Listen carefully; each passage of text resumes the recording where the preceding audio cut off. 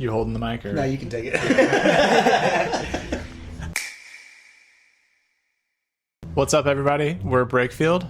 My name's Barton. I'm Ford. I'm William. And I'm Sam. The first thing I was wondering was there a pivotal moment that you guys knew that you wanted to transition from Boy Named Banjo to Breakfield? I think it's always kind of been in the back of our minds that one day we were going to outgrow Boy Named Banjo naturally, as we are no longer boys. But specifically, we were demoing out some songs for the new record with our producer, Sadler Vaden, out at his house. And William and I were going back and forth out to his house, and after we heard back like one of the demos, we were like, this doesn't really sound like Boy Named Banjo anymore. And so that was kind of the moment where we're like, okay, let's start really considering this. And yeah, put a lot of thought into it, and eventually landed on Breakfield, which is an old road in Swanee, Tennessee, where William and I went to school, that we spent a lot of time on. If you were to meet somebody for the first time and have to describe what Breakfield, the band, is, how would you describe yourselves? I'd say, like, there's this genre, and like Nashville's known for country music, but growing up there, we experienced the Bluebird Cafe and saw there's a whole genre of like singer-songwriter in Nashville that has its own particular thing going on. And I would say that we're a blend of like what Nashville in the 90s was kind of like. It's like very alt country, very lyric based, but also a little bit of like rock and country, and pushing the boundaries of a few genres, but remaining very like Nashville. I think that's what Nashville really sounds like. Like there's bands like Farmer Not So John and things like that from the 90s that we really love, and we try to bring a little bit of that to the table. Ford grew up going to like punk and rock shows in Nashville, and same with Sam, and Barton and I were going to the Station Inn and seeing bluegrass, and we just wanted to take all that and bundle it up. So. Is there a single moment in your guys' career that you guys would highlight? Man, I don't think there's a single moment. It's a type of moment. We played a lot of shows. We've been really lucky to play shows. Like a few years ago, opened up for Hank Jr. in Washington, and it was like a giant show. And it was like, everyone thinks, oh, the bigger the crowd, that's the moment. And that was super cool and scary and all that. But for me, it's when we sing our songs and you look out in the crowd, and whether there's 10 people or 500 or 1,000, and see people singing your lyrics and singing your song that you just put out into the world, with really no expectation, and feeling the love back on that, for me, is like the coolest thing ever.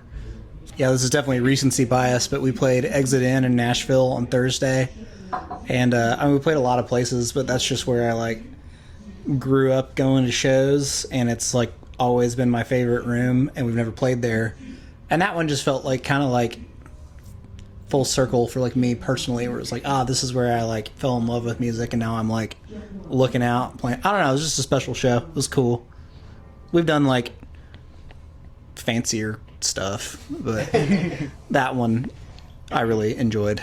In a similar vein, like growing up in Nashville, I still do, go to the Ryman Auditorium and saw some of my favorite acts there, and we got to open for the Cadillac 3 there several years ago. But that was like a full circle moment, and kind of a moment where you just have to pinch yourself a little bit.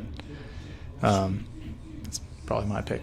This most recent iteration of, we've picked up a few new players, and playing this new music with the ensemble that we have right now is maybe I don't know if I can say it's my favorite, but it might be my favorite and most like fun I've ever had on stage, just from like a playing standpoint, because it feels like everything is in its right place.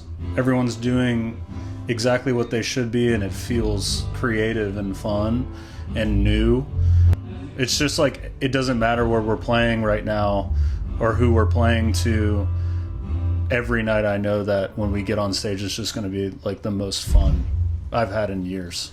Is now a good time to say that all of the pieces are kind of put together for you guys? Do you think this is the rebranding to Breakfield, having that ensemble is like everything is together now? Or I think so. Yeah, I think we can all agree that this is the most comfy. Like it feels like we finally like we have arrived. We're like always looking for something might have felt out of place, or like we're trying to get somewhere, and it feels like it's just everything is where it should be right now, and we're all super happy about it. is there somewhere or someone that you would want to play with the most? Growing up, when I first started playing the banjo, I absolutely idolized the Avett Brothers, and I think that would be a bucket list item for me to open for them or to feature them or something. It'd be really cool. I can't think of anyone in particular. I think really it's just like a back to the moment thing. You know, I just want to play shows where we get in front of people that want to hear our kind of music, and anyone that can provide that, I would be really excited to open for. Kip Moore took us out on tour, and although he's more, we kind of play two different styles of music. His fan base are music lovers, and that was really cool to open up for him and meet all those folks. And to this day, we still see Kip Moore fans at our shows, and it's really something special.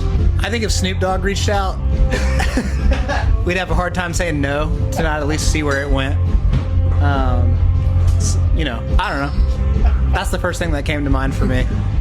That'd be sick. Wild. I mean, you're not wrong. It would be almost impossible to say no to that. How are you going to say no to Snoop Dogg? You can't. When you guys were in high school, do you remember who you grew up playing? There were any few songs you kind of circled back on? For me, I was just like, I was a scene kid, like would go to all the newest like metal bands shows, and I wore out a couple records from a band called Under Oath for, I think I probably listened to them like 10,000 times. I don't know if that's relevant at all. Actually, it's not relevant to our music at all, but if that provides any insight to anyone listening, there you go.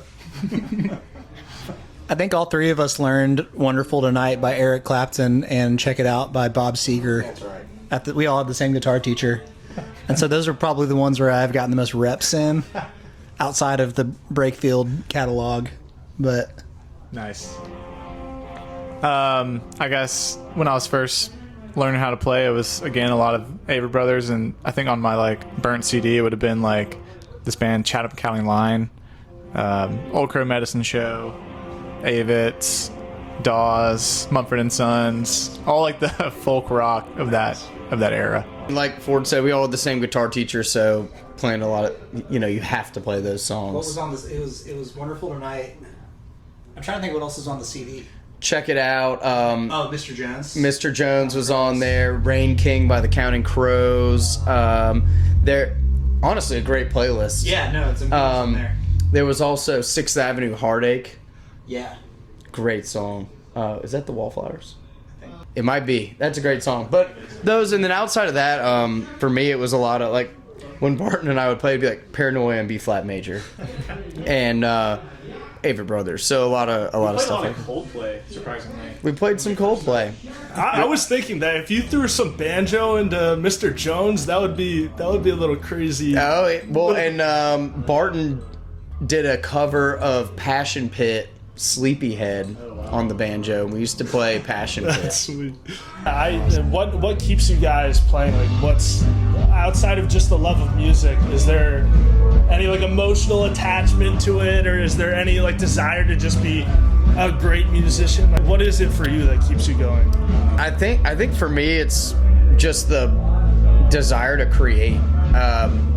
I guess I discovered that when I was younger and started writing songs, and for me it's I love taking in all these outside influences and that inspire me, and I just want to try to see if I can crack the code. And I think that's the hard part about being a musician, is that I just want to create and move on, and then you get into the album cycle, and that can be kind of crushing because you make a record and it comes out a year later, and back in the day when I was in my dorm room, I was just like, new song, new song, new song, new song. And what's super cool is with Spotify and Apple and the accessibility of recording is, you know, it hasn't been more accessible than right now. And I think that we're in like this renaissance of like tons of music, which can also be bad, but it's super cool. Like there's just a million things to discover, so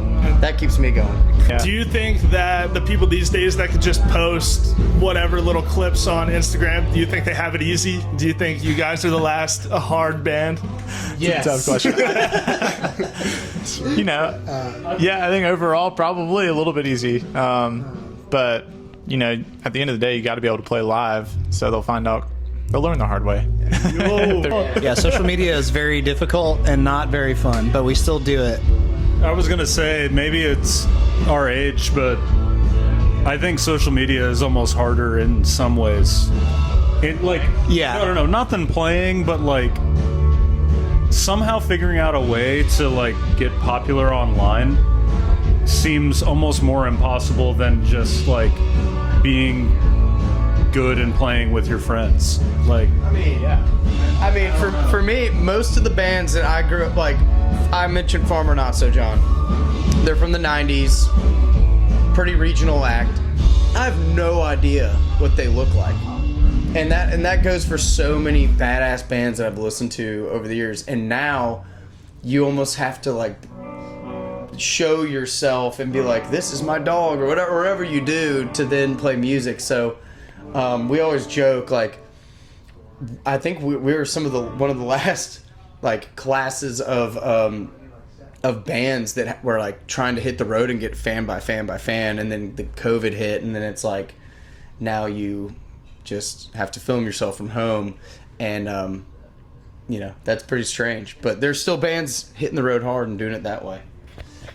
It's just kind of insane that you devote your entire life to like learning your instrument and your craft and getting really good, and then as soon as things kind of start going well, you got people being like, hey, can you write, act, direct, and edit short form videos every single day? And if you don't do that, we're not going to put out your record.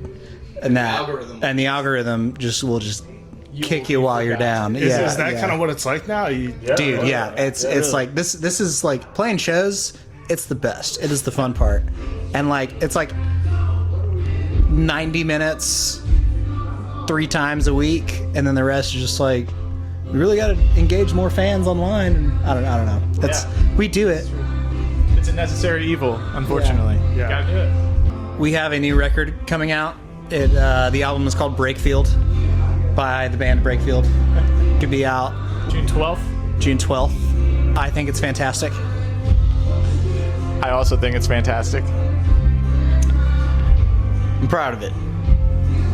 What did you say? Proud of it. I'm also proud of it. We're wrapping up our spring tour right now. We've got 4 more shows on the books. We're going up to DC May 15th, New York May 16th, Richmond May 23rd, and then we have a one-off in Beaufort, South Carolina in June. And then we'll have some more dates later on this year. That's all I was going to say, that if this comes out after those dates, then there will be different ones coming later than that. Well, I appreciate you guys sitting down and talking today. I'm excited to see what Breakfield has to offer now, and I'm looking forward to it. Thanks, guys. Thanks for having us. Thanks, man. Cheers. Thank you.